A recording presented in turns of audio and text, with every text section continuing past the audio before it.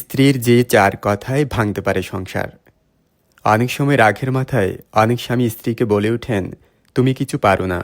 হয়তো মন থেকে কথাটা তিনি বলেননি, কিন্তু বারবার এ প্রসঙ্গ টেনে এনে যদি স্বামীকে অপমান করেন, তাহলে তার মন আপনার জন্য বেশি উঠতে পারে।